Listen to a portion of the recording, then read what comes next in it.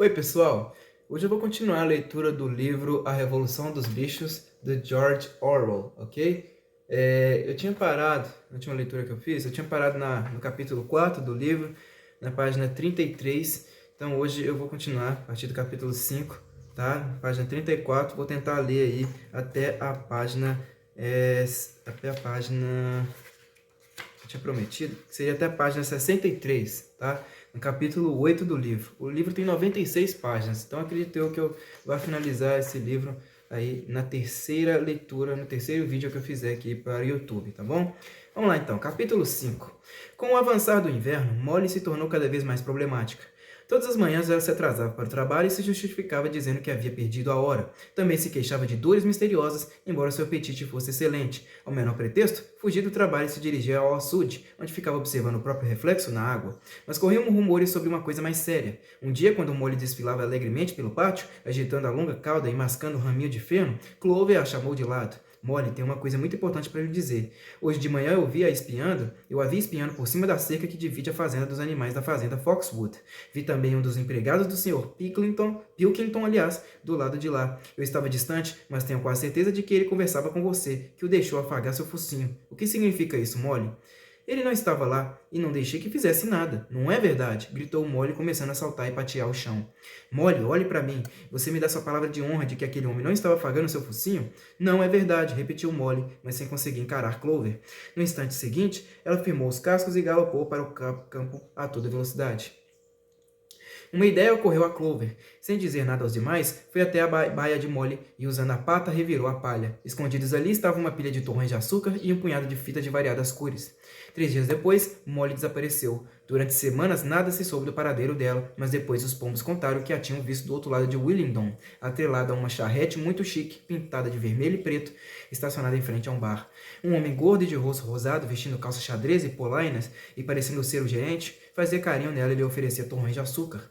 A pelagem parecia recentemente tosada e havia uma fita escarlate em seu topete. Ela parecia bem contente, disseram os pombos. Nenhum dos animais, jamais voltou a mencionar Molly. Em janeiro, o clima ficou absurdamente frio. A terra era como ferro e não se podia fazer nada nos campos. Muitas reuniões foram organizadas no grande celeiro e os porcos se ocuparam do planejamento do trabalho para a estação seguinte. Aceitou-se que os porcos, manifestamente mais inteligentes do que os outros animais, decidiriam todas as questões da política agrícola, apesar de suas decisões precisarem ser ratificadas por votação majoritária.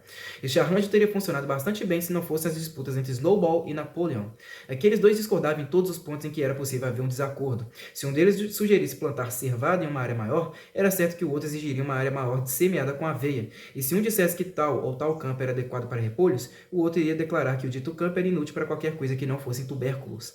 Cada um tinha os próprios seguidores e debates violentos ocorriam. Nas reuniões, Snowball com frequência conquistava a maioria por meio de seus discursos brilhantes, mas Napoleon era melhor em granjear apoio durante os intervalos. Ele era especialmente bem sucedido com as ovelhas. Fazia algum tempo que elas tinham passado a balir 4 pernas bom, 2 pernas ruim, o tempo todo, e com frequência interrompia as reuniões assim. Percebeu-se que eram particularmente propensas a entoar 4 pernas bom, 2 pernas ruim, em momentos cruciais dos discursos de Snowball. Ele havia estudado com afinco alguns números antigos da revista Agricultura e Pecuária, encontrados na sede da fazenda, e estava cheio de planos de inovação e melhorias. Falava com conhecimento de causa sobre drenos, silos e resíduos, e havia desenvolvido um sistema complexo para que todos os animais despejassem seus excrementos diretamente nos campos, em um lugar diferente a cada dia para poupar o trabalho do transporte até lá. Napoleão traçou o próprio sistema e resmungava entre os dentes que os planos de Snowball não dariam em nada, parecia estar ganhando tempo. Porém, de todas as controvérsias, nenhuma foi tão grave quanto a que ocorreu a respeito do moinho. No grande passo, não longe das edificações, havia uma pequena colina, o ponto mais alto da fazenda. Após estudar o terreno, Snowball declarou que aquele era o lugar perfeito para um moinho que poderia acionar um dínamo e assim abastecer a fazenda de energia elétrica. Isso iluminaria as baías e o aqueceria no inverno. Isso iluminaria as baias, aliás, e os aqueceria no inverno, além de mover uma serra circular, um cortador de palha, um separador de joio e uma ordenhadeira elétrica. Os animais nunca tinham escutado nada desse tipo antes, pois a fazenda era antiquada e só dispunha do equipamento mais primitivo, e ouviram assombrados enquanto Snowball invocava imagens de máquinas fantásticas que trabalhariam no lugar dele enquanto eles passariam com toda a calma dos campos ou aprimorariam as mentes com leituras e conversas. Em poucas semanas, os planos de Snowball para o moinho estavam totalmente elaborados. Os detalhes mecânicos saíram principalmente dos livros que tinham pertencido ao Sr. Jones. 1000 coisas úteis para fazer uma casa, todo um homem ao próprio pedreiro e eletricidade para principiantes. Snowball usou como escritório um abrigo que antes tinha servido de incubadora e cujo piso de uma madeira macia era muito adequado para receber desenhos. Ele passava horas fechado ali, com os livros mantidos abertos por uma pedra e com um pedaço de giz preso entre as articulações da pata. Snowball se movia depressa de um lado para o outro, desenhando linhas e soltando pequenos guinchos de excitação. Pouco a pouco, os esboços se transformaram em uma massa complicada de manivelas e rodas dentadas que cobriam metade do chão, um resultado que os outros bichos achavam totalmente incompreensível, mas muito impressionante. Todos eles iam espiar os esboços de Snowball ao menos uma vez por dia. Até as galinhas e os patos iam e muito precisavam se esforçar para não apagar as marcas de giz quando andavam. Só Napoleon se mantinha distante. Havia se declarado contrário ao moinho desde o início. Um dia, entretanto, chegou de modo inesperado para examinar os desenhos. Andou gravemente ao redor do abrigo, observou de perto cada detalhe dos planos e fungou de desprezo uma ou duas vezes. Depois ficou parado um instante, contemplando o projeto com o rabo do olho. Por fim, de repente, levantou a pata e urinou em tudo e partiu sem dizer uma palavra. A fazenda inteira ficou profundamente dividida quanto ao assunto do moinho. Snowball não negou que aquela seria uma tarefa desafiadora. Eles precisariam carregar pedras colina acima para a construção dos muros. Depois teriam de produzir o tecido das pás e em seguida haveria necessidade de dínamos e cabos. Como eles seriam arranjados, Snowball não disse. Mas o pouco sustentava que tudo poderia ser feito em 1 ano. E após isso, declarou tanto trabalho seria poupado que os animais só precisariam trabalhar 3 dias por semana.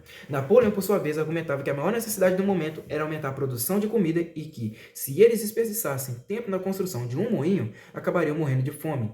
Os animais se agruparam em 2 facções sob os lemas: votem em Snowball pela jornada de 3 dias e votem em Napoleão por refeições garantidas. Benjamin foi o único animal que não tomou partido de nenhuma das facções. Recusava-se a acreditar que a comida se tornaria mais abundante que o moinho diminuiria o trabalho. Com moinho ou sem moinho, ele disse, a vida continuaria como sempre, ou seja, ruim. Além das disputas acerca do moinho, havia a questão da defesa da fazenda. Era claro que, embora os seres humanos tivessem sido derrotados na Batalha do Estábulo, eles poderiam fazer uma nova tentativa e mais determinada de recapturar a fazenda e reinstalar o Sr. Jones. Tinham ainda mais motivos para fazer isso depois que a notícia sobre sua derrota se espalhou por toda a área rural, tornando os animais das fazendas vizinhas mais rebeldes do que nunca. Como sempre, Snowball e Napoleon divergiam. De acordo com Napoleon, o que os animais deveriam fazer era conseguir armas de fogo e praticar seu manuseio. De acordo com Snowball, eles deveriam enviar mais e mais pombos para incitar a revolução entre os animais de outras fazendas. Um argumentava que, se eles não fossem capazes de se defender, estariam condenados à derrota. O outro argumentava que, se rebeliões acontecessem em todos os lugares, ninguém teria necessidade de se defender. Os animais ouviam primeiro o que dizia Napoleon, depois o que dizia Snowball, e não conseguiam decidir qual estava certo. A verdade é que sempre concordavam com quem falava em dado momento.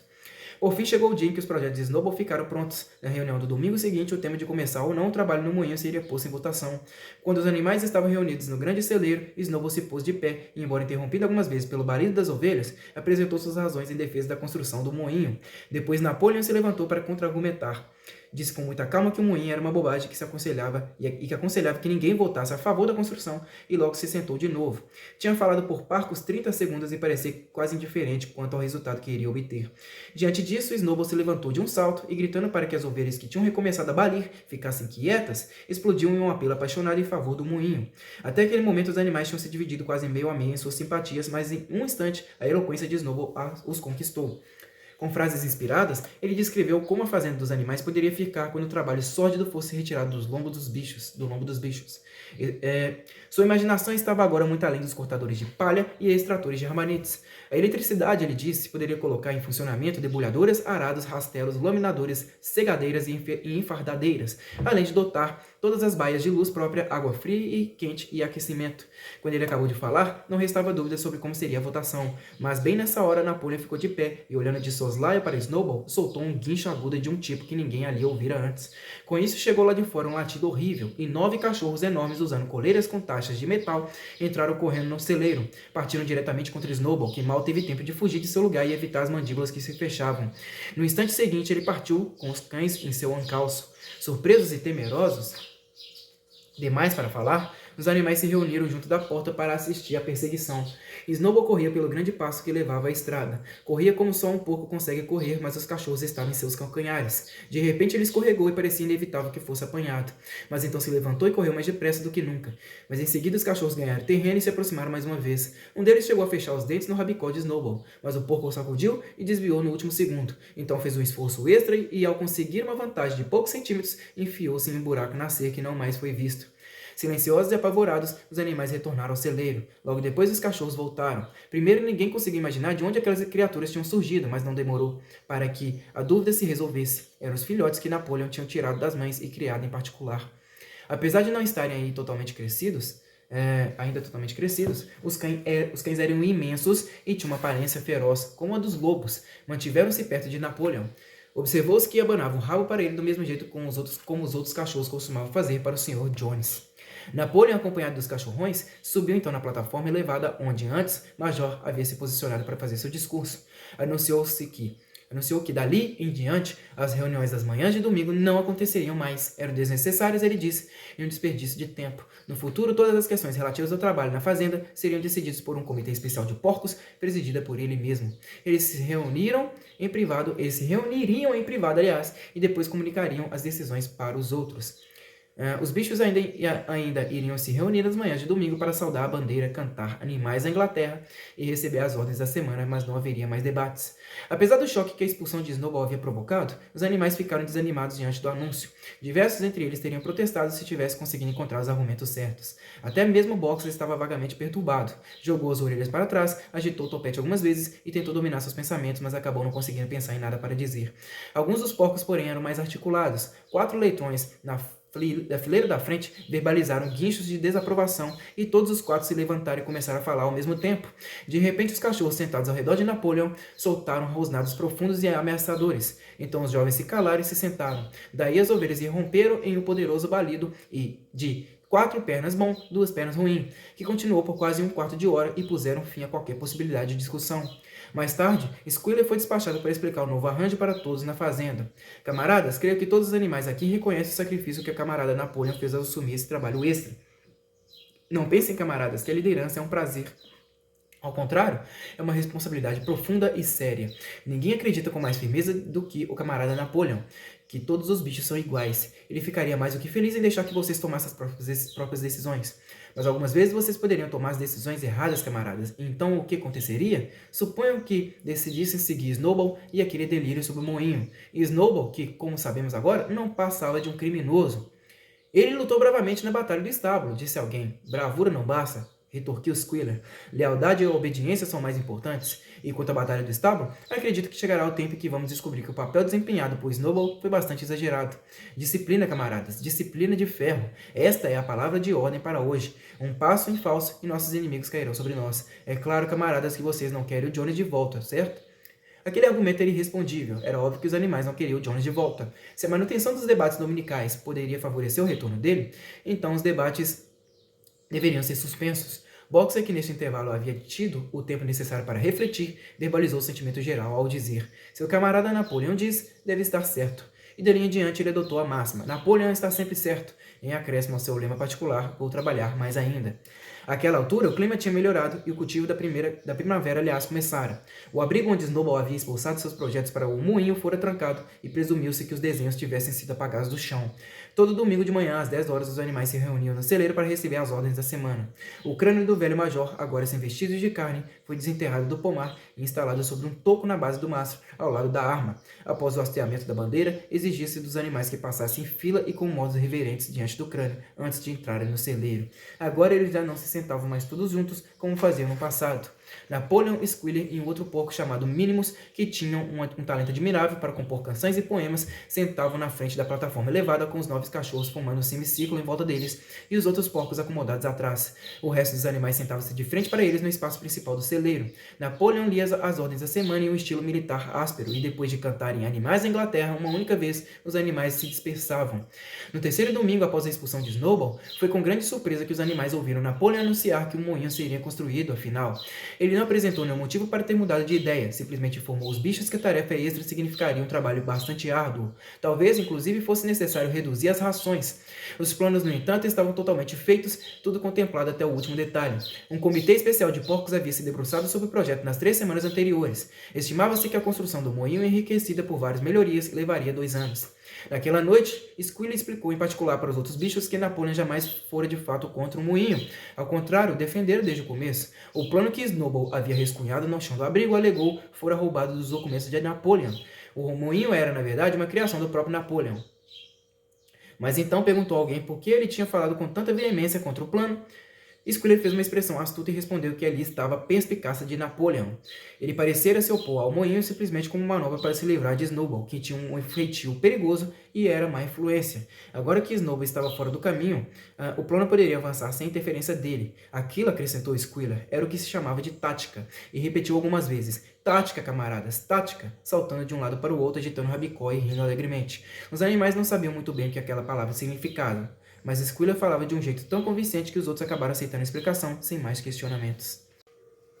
Capítulo 6. Durante todo aquele ano, os animais trabalharam como escravos, mas estavam felizes, não reclamavam de nenhum esforço nem dos sacrifícios, cientes de que tudo o que faziam era em benefício deles mesmos e dos que viriam depois e não em favor de um bando de seres humanos preguiçosos e ladrões. Ao longo da primavera e do verão, eles cumpriram jornadas de 60 horas semanais e em agosto Napoleão anunciou que passariam a trabalhar nas tardes de domingo também. Esse trabalho seria estritamente voluntário, mas todo animal que se ausentasse teria sua ração reduzida à metade. Mesmo assim, foi necessário deixar certas tarefas por fazer. A safra foi um pouco menos bem sucedida do que no ano anterior, e 2 campos que deveriam ter sido semeados com raízes não o foram, porque o terreno não havia sido arado com antecedência suficiente. Era possível prever que o inverno seguinte seria muito duro. O moinho revelou dificuldades inesperadas. Existia na fazenda uma pedreira de calcário e em algumas edificações mais afastadas havia abundância de areia e cimento, de modo que todos os materiais para a construção estavam disponíveis. Mas o problema que no início os animais não conseguiram resolver foi como quebrar as pedras em pedaços de tamanho adequado. Parecia não haver maneira de obter isso, a não ser com picaretas e pés de cabra, que nenhum animal conseguia usar, porque nenhum deles era capaz de se manter apenas nas patas traseiras. Foi só depois de muitas semanas de esforços inúteis que a ideia ocorreu a um deles, usar a força da gravidade. Imensas pedras arredondadas, grandes demais para serem usadas como eram, estavam espalhadas no leito da pedreira. Os animais lançaram cordas ao redor delas, então todos juntos, vacas, cavalos, ovelhas, qualquer bicho que conseguisse segurar uma corda, com a ajuda até dos porcos, nos momentos críticos, arrastaram-nas com uma lentidão desesperadora ladeira acima, até o alto da pedreira, onde foram empilhadas na beirada para se espatifarem em pedaços menores lá embaixo. Depois que as pedras foram quebradas, transportá-las foi comparativamente simples. Os cavalos as levaram em carrinhos de carga, as ovelhas as arrastaram de uma em uma, até Muriel e Benjamin atrelaram-se a uma carroça e fizeram sua parte. No fim do verão, um estoque suficiente de pedras estava reunido, e então, sob a supervisão dos porcos, a construção teve início. Mas era um processo lento e árduo. Com frequência levava um dia inteiro de esforços exaustivos para que uma única pedra fosse rebocada até o topo da pedreira. E em algumas vezes, quando empurrada lá do alto, ela caía e não se quebrava. Nada teria sido alcançado sem Boxer, cuja força parecia igual a de todos os demais bichos somados. Quando uma pedra começava a escorregar e os demais animais gritavam de desespero, vendo-se arrastados colina abaixo, era sempre Boxer quem puxava a corda e interrompia o deslizar da pedra. Vê-lo labutando a encosta acima, centímetro a centímetro, com a respiração se acelerando, a ponta dos cascos sucando o chão e os flancos largos cobertos de suor, enchia todos de admiração. De vez em quando, Clover o aconselhava a ter cuidado para não se exaurir, mas ele nunca lhe dava ouvidos. Seus 2 lemas, vou trabalhar mais ainda, e Napoleon estava sempre certo, pareciam a ele a resposta suficiente para todos os problemas.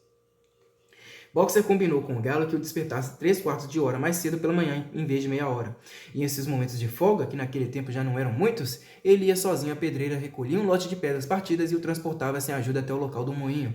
Os animais não passaram aquele verão em más condições, apesar da dureza do trabalho. Se não dispunham de mais comida do que na época de Jones, também não tinham menos. A vantagem de ter apenas a si mesmo para alimentar, sem a necessidade de sustentar também 5 seres humanos inúteis, era tão grande que muitos fracassos seriam necessários para neutralizá-la.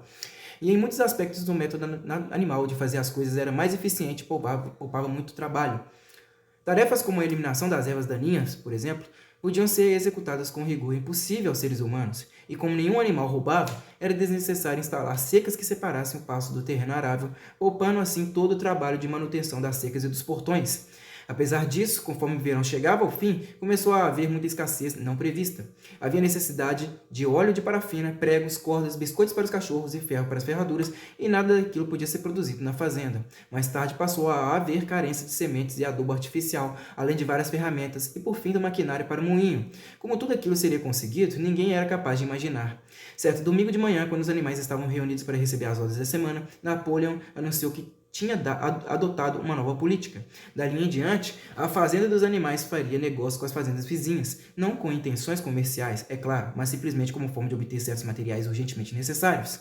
As necessidades do moinho deveriam se sobrepor a qualquer outra coisa. Portanto, ele vinha fazendo preparativos para vender uma pilha de feno e uma parte da safra de trigo daquele ano, e posteriormente, caso mais dinheiro fosse necessário, viria da venda de ovos para os quais sempre havia mercado em Willingdon.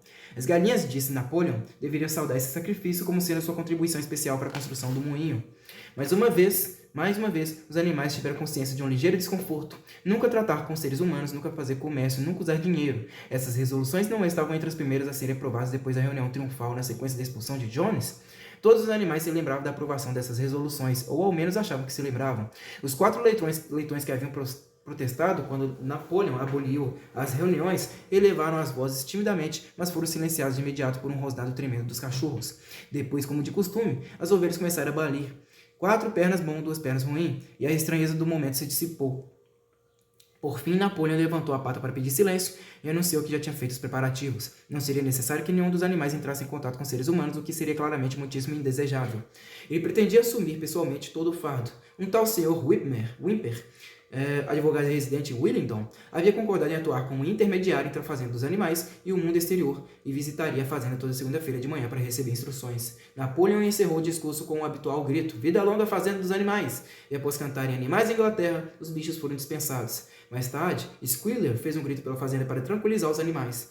Ele lhes garantiu que a resolução contra o comércio e o uso do dinheiro nunca tinha sido aprovada nem mesmo sugerida. Era pura fantasia e provavelmente havia começado com as mentiras espalhadas por Snowball.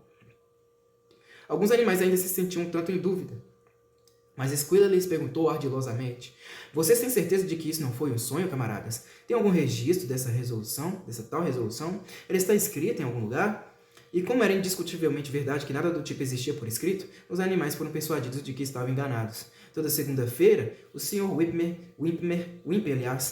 visitava a fazenda conforme tinha sido combinado. Um menzinho de aparência astuta usava costeletas e era um advogado bem medíocre, mas esperto o suficiente para perceber antes de qualquer outro que a fazenda dos animais precisaria de um intermediário e que as comissões valeriam a pena. Os bichos observavam suas idas e vindas com uma espécie de pavor e o evitavam tanto quanto possível. Apesar disso, a visão de Napoleão, apoiado nas 4 patas, dando ordens a Whymper, de pé em 2 pernas, lhes dava prazer e em parte os acalmavam com relação àquele novo arranjo. A relação deles com a raça humana não era exatamente a mesma de antes. Os seres humanos não odiavam menos a fazenda dos animais, agora que ela prosperava. Na verdade, odiavam-na mais do que nunca. Cada ser humano tinha para si como artigo de fé que cedo ou tarde a prosperidade iria à falência e que, acima de tudo, o moinho seria um fracasso. Os homens se encontravam nos bares e provavam um para o outro, por meio de desenhos, que o moinho estava fadado a desmoronar e que, caso se mantivesse firme, jamais funcionaria. Ainda assim, e contra a própria vontade, acabaram desenvolvendo com certo respeito pela eficiência com que os animais cuidavam dos próprios assuntos. Um sintoma disso era que tinham começado a chamar a fazenda dos animais por seu devido nome e parado de fingir que ainda se chamava Fazenda Solar. Também abandonaram sua exaltação a Jones e que, nesse intervalo, desistiram de reconquistar sua fazenda e foram morar em outra parte do condado. Exceto por Whymper, ainda não havia contato entre a fazenda dos animais e o mundo exterior, mas corriam boatos constantes sobre Napoleão estar prestes a entrar em um acordo definitivo ou com o Sr. Pilkington, de Foxwood, ou com o Sr. Frederick, de Pinchfield, porém nunca foi observado com ambos ao mesmo tempo. Foi mais ou menos por essa época que os porcos se mudaram para a sede da fazenda e lá fixaram residência. Mais uma vez os animais tiveram a impressão de se lembrar de uma resolução contra isso, aprovada muito tempo antes, e mais uma vez Squealer foi capaz de convencê-los de que estavam enganados. Era absolutamente necessário, ele disse, que os porcos, que eram o cérebro da fazenda, tivessem um lugar tranquilo onde trabalhar. Além disso, era mais apropriado para a dignidade do líder, pois fazia algum tempo que ele tinha começado a falar do Napoleão como líder, morar em uma casa do que em um chiqueiro. Mesmo assim, alguns dos animais se incomodaram quando souberam que os porcos não apenas faziam as refeições na cozinha e usavam a sala de estar como espaço de recreação, mas também dormiam nas camas. Boxer reagiu a isso como sempre com: Napoleão está sempre certo. Mas Clover, que pensava lembrar-se de uma decisão definitiva como camas, foi até o celeiro e tentou destrinchar os 7 mandamentos escritos na parede dos fundos. Percebendo que era incapaz de ler mais do que cada letra separadamente, recorreu à cabra. Muriel, pediu, leia para mim o 4º mandamento. Ele não fala algo sobre nunca dormir em uma cama? Com alguma dificuldade, Muriel leu. Diz aqui, nenhum animal deve dormir em cama com lençol, anunciou por fim. Estranhamente, Clover não se lembrava de que o 4º mandamento mencionava lençóis. Porém, como estava na parede, devia ter sido sempre assim. E Squealer, que por acaso passava por ali naquele momento, acompanhado por 2 ou 3 cachorros, foi capaz de colocar tudo na devida perspectiva.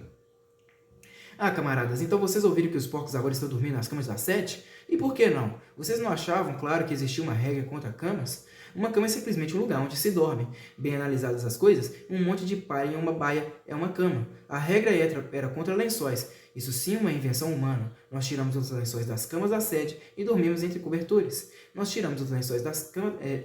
e são camas bem confortáveis, estou repetindo aqui.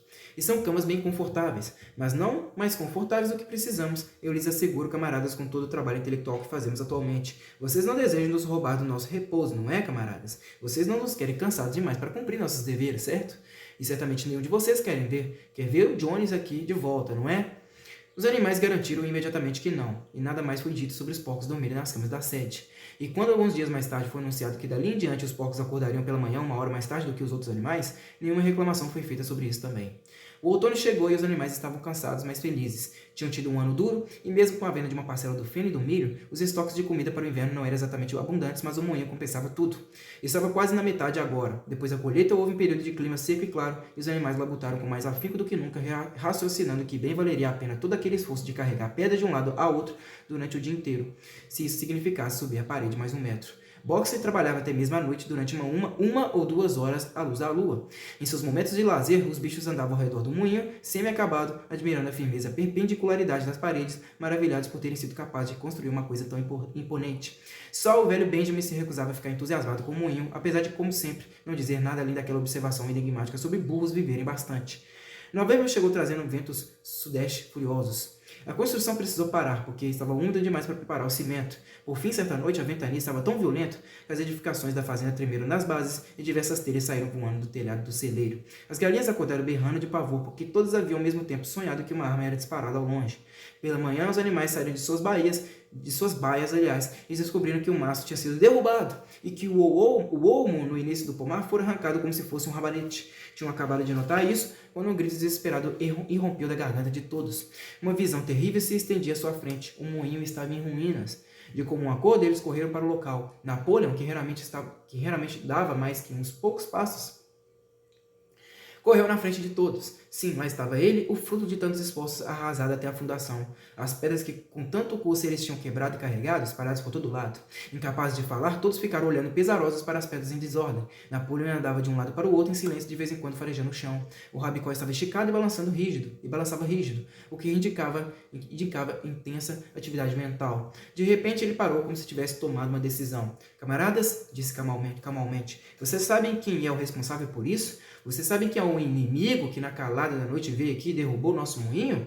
Snowball, rugiu subitamente com voz de trovão. Snowball fez isso por absoluta maldade, desejando prejudicar nossos planos e se vingar por sua expulsão ignominiosa. Esse traidor se imiscuiu aqui, protegido pela escuridão noturna, e destruiu nosso trabalho de quase 1 ano. Camaradas, aqui e agora eu profiro a sentença de morte de Snowball. Uma condecoração, um herói animal 2ª categoria e meio cesto de maçãs para qualquer bicho que o traga perante a justiça, e um cesto cheio para quem o capturar vivo. Os animais ficaram extraordinariamente chocados ao saber que até Snowball poderia ser culpado por tal ato. Houve gritos de indignação e todo mundo começou a pensar em modos de capturar Snowball caso ele voltasse. Quase ao mesmo tempo, pegadas de porco foram descobertas na grama, a pouca distância da colina. Só era possível acompanhá-las por uns poucos metros, mas pareciam levar a um buraco na cerca.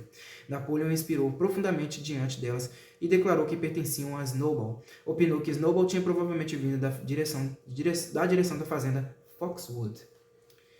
Sem mais delongas, camaradas, gritou Napoleão ao ver os demais examinando as pegadas. Há trabalho a ser feito. Agora mesmo de manhã nós começaremos a reconstruir um moinho e construiremos ao longo de todo o inverno sob sol ou sob chuva. Ensinaremos àquele traidor miserável que ele não pode destruir nosso trabalho com tanta facilidade. Lembre-se, camaradas, não pode haver alteração nos nossos planos. Deveremos executá-lo à risca. Adiante, camaradas, vida longa ao moinho, vida longa à fazenda dos animais.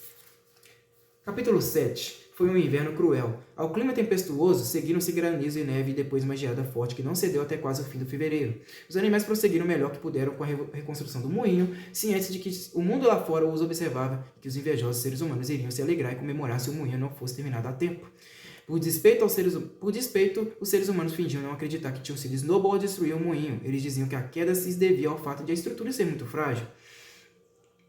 Os animais sabiam que não tinha sido por isso. Mesmo assim, ficou decidido que as novas paredes teriam 1 metro de espessura e não mais 45 centímetros, como as primeiras, e isso significava recolher uma quantidade muito maior de pedras. Por um longo período, a pedreira ficou coberta de flocos de neve e não foi possível fazer nada. Um progresso modesto foi possível durante o clima de geada seca que se seguiu, mas era um trabalho atroz, e os animais não conseguiam mais se sentir tão esperançosos quanto antes. Sentiam o frio o tempo todo, além da fome. Apenas Boxer e Clover nunca perdiam o ânimo. Squealer fazia discursos excelentes sobre a alegria de servir e a dignidade do trabalho, mas os animais encontravam mais inspiração na força de Boxer e em sua infalível declaração: vou trabalhar mais ainda.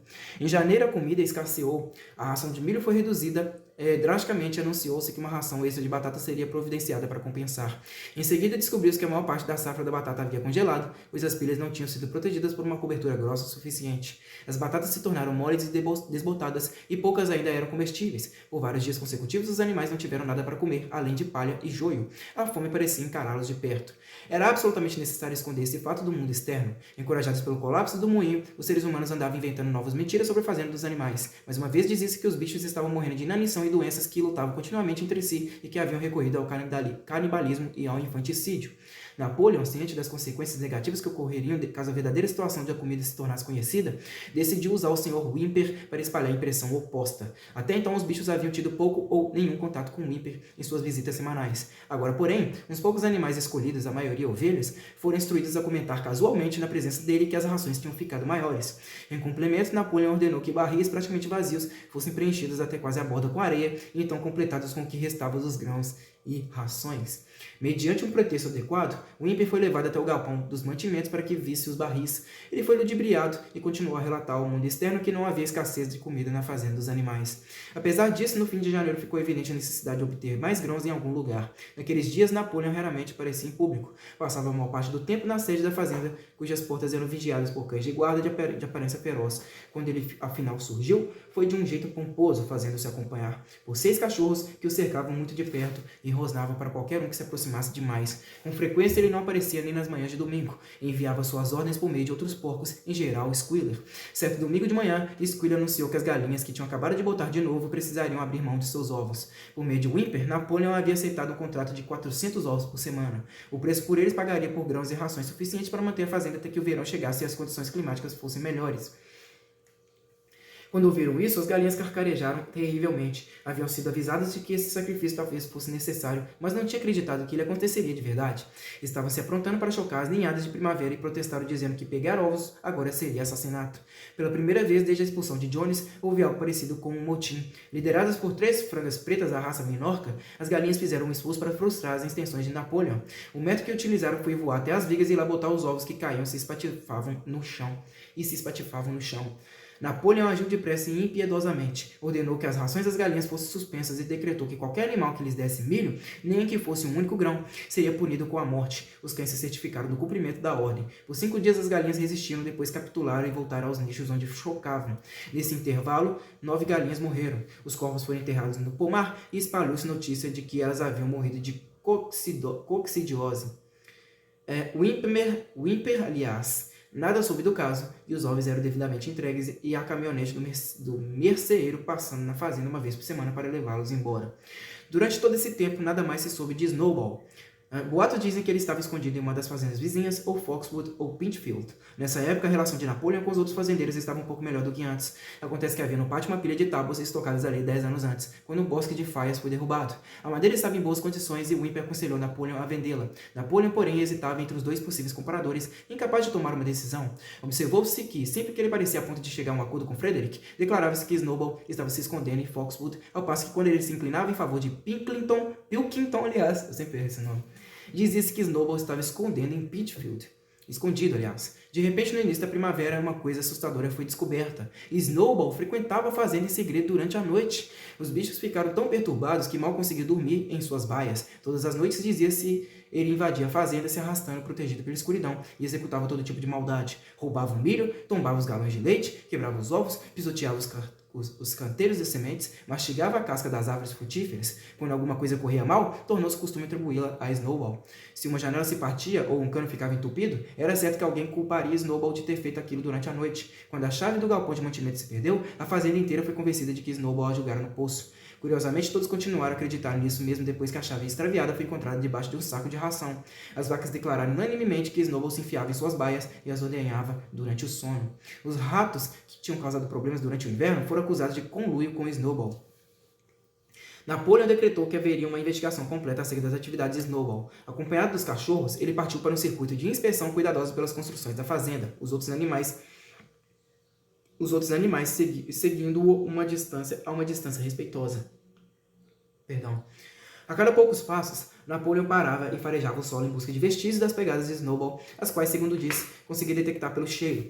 Farejou cada canto do celeiro, do estábulo, do galinheiro, da horta e encontrou vestígios de Snowball em quase todos eles. Napoleão aproximava o focinho do chão, inspirava profundamente diversas vezes e exclamava com uma voz terrível: "O Snowball esteve aqui, sinto o cheiro dele." Ao ouvir a palavra Snowball, os cães soltavam um rosnado de gelar o sangue e exibiam os dentes. Os bichos estavam completamente apavorados. Parecia que Snowball era uma espécie de influência invisível que permeava o ar ao redor deles, ameaçando-os com todo tipo de perigo. No fim do dia, Squealer os reuniu e, com uma expressão alarmada, informou que tinha notícias sérias a relatar. "Camaradas!" gritou, dando pulinhos nervosos. "Uma coisa terrível foi descoberta. Snowball vendeu a si mesmo para o Frederick, da fazenda Pinchfield, e está neste preciso instante tramando para nos atacar e tirar a fazenda de nós. Snowball vai servir de guia quando a investida começar.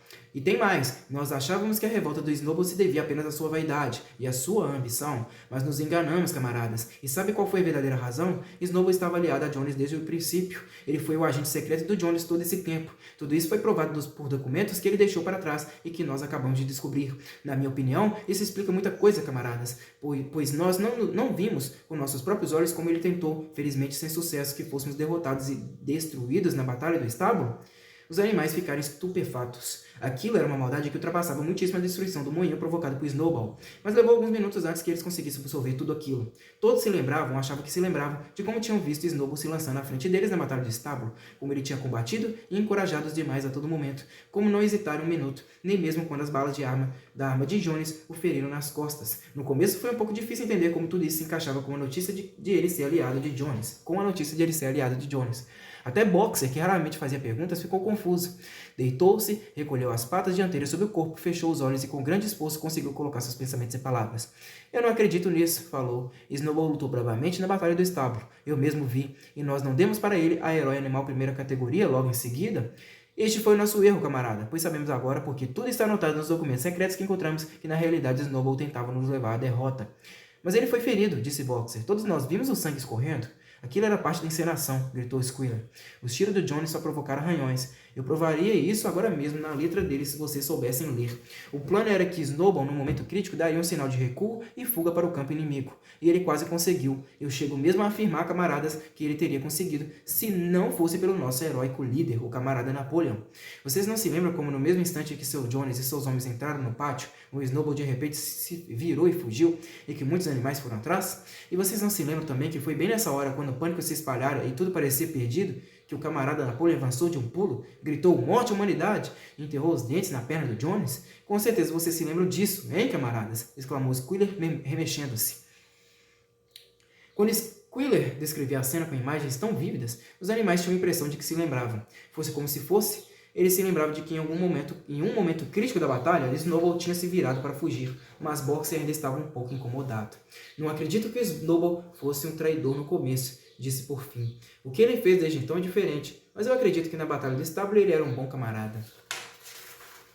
"Nosso líder, camarada Napoleão", anunciou Squealer, falando bem devagar e com firmeza, "afirmou categoricamente, camarada, que Snowball foi um agente do Jones desde o comecinho e até desde muito antes de a revolução ser imaginada." "Ah, então é diferente", falou Boxer. "Se o camarada Napoleão diz, deve ser verdade." Este é o espírito correto, camarada, exclamou Squealer, mas observou-se que ele lançou um olhar muito reprovador para Boxer, com aqueles olhos miúdos e que piscavam sem parar. Então ele se virou para partir, mas parou e acrescentou de modo muito impressionante: aconselho cada bicho desta fazenda a manter os olhos bem abertos, pois temos razões para pensar que um dos agentes secretos de Snowball está espreitando entre nós neste exato instante. 4 dias depois, no fim da tarde, Napoleon ordenou que todos os animais fossem para o pátio. Quando os viu reunidos, Napoleon surgiu da sede usando ambas as medalhas, pois havia pouco tempo antes concedido a si mesmo a Herói Animal primeira categoria e a Herói Animal segunda categoria, acompanhado de seus 9 cachorrões que o rodeavam agitados e rosnando de um jeito que dava calafrios na espinha dos outros animais. Todos se encolheram em silêncio aos respectivos lugares, parecendo saber de antemão que alguma coisa horrorosa estava prestes a acontecer. Napoleon observou gravemente a plateia e depois soltou um guincho agudo. Imediatamente os cães saltaram à frente, apanharam os 4 leitões pelas orelhas e os arrastaram berrando de dor e medo até os pés de Napoleon. As orelhas dos porquinhos estavam sangrando, os cães tinham provado sangue e por alguns momentos pareciam ter ficado loucos. Para a assombro de todos, 3 deles se atiraram sobre Boxer. Boxer os viu se aproximando e estendeu a grande pata, pegou um dos cães em pleno ar e o prendeu ao chão. O cachorro uivou por misericórdia e os outros 2 deram no pé, com os rabos entre as pernas. Boxer olhou para Napoleon para saber se deveria matar o cachorro esmagado ou soltá-lo. O semblante de Napoleon pareceu se alterar e bruscamente ele ordenou que Boxer soltasse o cachorro. Boxer levantou a pata e o cão se afastou dolorido e gemendo. O tumulto cedeu. Os 4 leitões esperavam tremendo, com a culpa inscrita em cada linha de suas expressões. Napoleon os chamou para que confessasse seus crimes. Eram os mesmos 4 porquinhos que haviam protestado contra Napoleon abolir as reuniões de domingo. Sem que nenhum outro incentivo fosse verbalizado, eles confessaram que haviam estado secretamente em contato com Snowball desde a expulsão dele, que tinham colaborado na destruição do moinho e feito um acordo com ele para passar ao Sr. Frederick o controle da fazenda dos animais. Acrescentaram ainda que Snowball admitira, em particular, ter sido um agente secreto de Jones por muitos anos. Assim que os porquinhos terminaram sua confissão, os cachorros rasgaram suas gargantas e, em uma voz horrível, Napoleon perguntou se mais alguém tinha alguma coisa a confessar. As 3 galinhas que haviam liderado a tentativa de motim por causa dos ovos foram para a frente e afirmaram que Snowball havia aparecido para elas em sonho, incitando-as a desobedecer às ordens de Napoleon. Também foram massacradas. Então se aproximou um ganso, confessando que na safra do ano anterior tinha surrupiado 6 espigas de milho e comido em segredo à noite. Depois uma ovelha confessou ter urinado no açude e feito isso, segundo diz, por ordem de Snowball, e 2 outras ovelhas confessaram ter matado um velho carneiro, um seguidor especialmente devotado de Napoleon, ao persegui-lo vezes sem conta ao redor de uma fogueira quando ele estava doente, com tosse. Foram todos mortos ali mesmo, e assim prosseguiram as confissões e as execuções até que se formou uma pilha de cadáveres diante dos pés de Napoleon, e o ar ficou pesado com um cheiro de sangue que não era sentido desde a expulsão de Jones. Quando tudo acabou, os animais restantes, exceto os porcos e os cachorros, partiram furtivamente e em conjunto. Estavam trêmulos e infelizes, não sabiam o que era mais chocante, a traição dos animais que haviam se aliado a Snowball ou a reação perversa de que tinham acabado de testemunhar. No passado, cenas de derramamento de sangue igualmente terríveis ocorriam com frequência, mas parecia a todos que dessa vez havia sido muito pior, por acontecer entre eles. Desde que Jones deixara a fazenda até aquele dia, nenhum animal havia assassinado outro animal, nem mesmo um rato fora morto. Eles seguiram o caminho rumo a uma pequena colina onde ficava um moinho semi-acabado e, sem combinar, se deitaram como se aconchegando em busca de conforto. Clover, Muriel, Benjamin, as vacas, as ovelhas, os bandos de gansos e galinhas, todos exceto a gata que havia desaparecido pouco antes de Napoleon ordenar que os animais se reunissem. Por algum tempo ninguém falou, só Boxer permaneceu de pé, andou de um lado para o outro inquieto, abanando a longa cauda contra os flancos e de vez em quando soltando um gemido. Por fim disse: eu não entendo, e nunca acreditaria que uma coisa dessa pudesse acontecer na nossa fazenda. Deve ser culpa de alguma falha nossa. A solução, pelo que vejo, é trabalhar mais ainda. De agora em diante, acordarei todas as manhãs 1 hora inteira mais cedo. Então se afastou em um trote pesaroso rumo à pedreira. Chegando lá, transportou 2 cargas seguidas de pedra e as arrastou até o moinho antes de se recolher para a noite.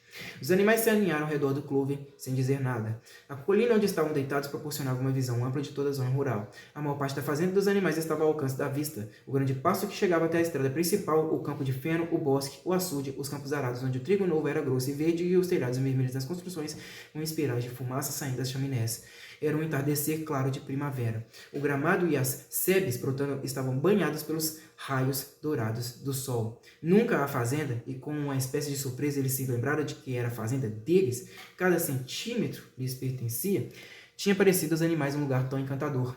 Clover olhou colina abaixo e seus olhos se encheram de lágrimas. Se ela pudesse verbalizar seus pensamentos, diria que não era aquilo que todos tinham em mente quando, anos antes, haviam se mobilizado para derrubar a raça humana. Aquela cena de terror e massacre não era o que ansiavam conquistar na noite em que o velho major pela primeira vez os incitou a se rebelar. Ela mesma, se tivesse formado alguma imagem do futuro, seria de uma sociedade de animais livres da fome e do chicote, todos iguais, cada um trabalhando segundo sua capacidade, os fortes protegendo os fracos, como ela havia protegido os patinhos órfãos com a pata dianteira na noite em que o major discursara. Em vez disso, e Clover não sabia porquê, eles tinham chegado a uma época em que ninguém se atrevia a dizer o que pensava, em que cães ferozes rosnavam o tempo todo, a uma época em que você via seus camaradas ser destroçados depois de confessarem crimes chocantes. Não havia em sua mente, ideia de rebelião nem de desobediência. Ela sabia que, mesmo sendo como eram, as coisas ainda estavam muito melhores do que na época de Jones, e acima de tudo era necessário impedir a volta dos seres humanos. Independentemente do que acontecesse, Clover se manteria leal, trabalharia duro, cumpriria as ordens que lhe fossem dadas e aceitaria a liderança de Napoleão. Mesmo assim, não era isso que elas e todos os outros animais esperavam, e não era por isso que tanto haviam se esforçado. Não era por isso que tinham construído um moinho e enfrentado os disparos de Jones. Tais eram seus pensamentos, embora Clover não tivesse as palavras para expressá-los. Por fim, sentindo que talvez funcionasse como um substituto para as palavras que ela era incapaz de encontrar, Clover começou a cantar Animais da Inglaterra. Os bichos sentados ao redor se juntaram e o grupo cantou 3 vezes, muito afinados, porém lenta e tristemente, de um modo como nunca havia cantado antes. Tinham acabado de cantar pela 3ª vez quando Squealer, acompanhada de 2 cachorros, se aproximou com ar de quem tinha algo importante a dizer. Então anunciou que, por um decreto especial do camarada Napoleon, Animais da Inglaterra tinha sido abolida. Dali em diante era proibido cantar aquela música. Os animais ficaram surpresos. Por quê? Indagou Muriel. Porque essa canção não é mais necessária, camarada. Foi a resposta firme. Animais da Inglaterra era a música da Revolução. Mas a Revolução está completa agora. A execução dos traidores hoje à tarde foi o ato final. Os inimigos, tanto externos quanto internos, foram derrotados. Em Animais da Inglaterra, nós expressamos nosso desejo por uma sociedade melhor no futuro. Mas essa sociedade já está estabelecida. Por isso, esta música não tem mais razão de ser. Apesar de muitos assustados, alguns dos bichos poderiam talvez ter protestado, se nesse momento as ovelhas não tivessem dado início ao balido atual. 4 pernas bom, 2 pernas ruins, que se estendeu por vários minutos e pôs um fim à questão. Assim, Animais da Inglaterra nunca mais foi ouvida. Em seu lugar, Minimus, o poeta compôs outra música que começava assim: Fazenda dos animais, por minha causa não sofrerás jamais. Era entoado todos os domingos de manhã depois do hasteamento da bandeira. Por alguma razão, porém, para os bichos, nem as palavras nem a melodia pareciam comparáveis a Animais da Inglaterra. Bom, pessoal, vou parar por aqui, né? Capítulo 8 do livro, página 63. No próximo vídeo que eu fizer, eu já vou estar finalizando a leitura deste livro aqui, que é bem curto, por sinal, tá? Eu acho que eu vou fazer a leitura dele ainda hoje, tá? Eu acho que ainda assim, ainda hoje eu termino de ler esse livro aí pra vocês, tá bom? Espero que vocês tenham gostado da minha leitura até aqui. Muito obrigado a todos vocês que me acompanharam. É isso daí e até a próxima.